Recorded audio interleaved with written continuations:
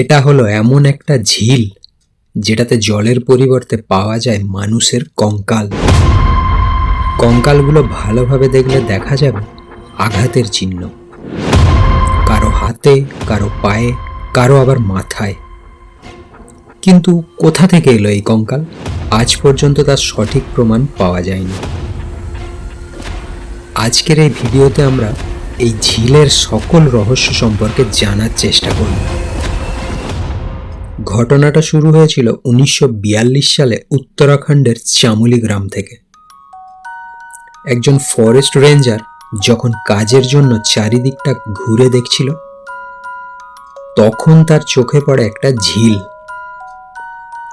কিন্তু ঝিলের কাছে গিয়ে যখন পৌঁছালো, তখন তার চোখে পড়ল ঝিলের জলে আর ঝিলের চারিদিকে ছড়িয়ে ছিটিয়ে আছে মানুষের কঙ্কাল। তারপর পুরো টিম এসে যখন চারিদিকটা খুঁটিয়ে দেখল, সেখানে একটা দুটো নয়, 300-রও বেশি নরকঙ্কাল পড়েছিল। বৈজ্ঞানিকদের রিসার্চ থেকে নরকঙ্কালের অনেকগুলো সমাধানও পাওয়া গেছে। তার মধ্যে থেকে একটা সমাধান আমরা তুলে ধরব আজকের ভিডিওতে। রাজা যশধাবল ছিলেন কনৌজের রাজা। রাজা যশধাবল একদিন এই রাস্তা দিয়ে তার প্রেগনেন্ট স্ত্রী, কিছু সৈন্য আর একটা নাচের গ্রুপ নিয়ে এই রাস্তা দিয়েই নন্দা দেবীর দর্শন করতে আসছিলেন। কিন্তু বরফ ঝড়ে তারা প্রত্যেকেই সেখানে আটকে পড়ে। বেশি সময় বরফে আটকে থাকার ফলে তাদের মৃত্যুও হয়। কিন্তু সব থেকে বড় প্রশ্ন হলো, সব নরকঙ্কাল এই ঝিলে কিভাবে এসে পড়ল? বৈজ্ঞানিকদের রিসার্চের ফলে সেটাও জানা সম্ভব হয়েছে।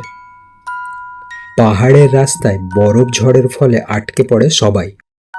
পরবর্তীতে যখন বরফ গলে যায়, ওপর থেকে গড়িয়ে নিচে ওই ঝিলেই এসে পড়েছিল রাজাসহ প্রত্যেকের মৃতদেহগুলো। আর ঠিক তখনই তাদের হাতে, মাথায়, পায়ে আঘাত লাগে।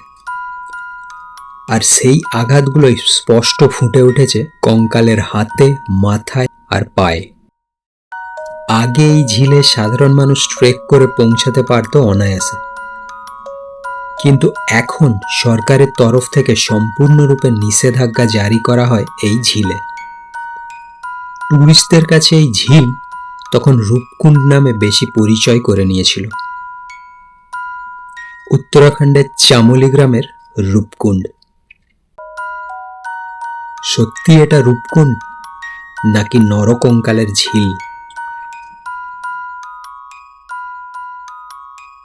আরও জানতে চ্যানেলটি সাবস্ক্রাইব করে রাখতে পারেন।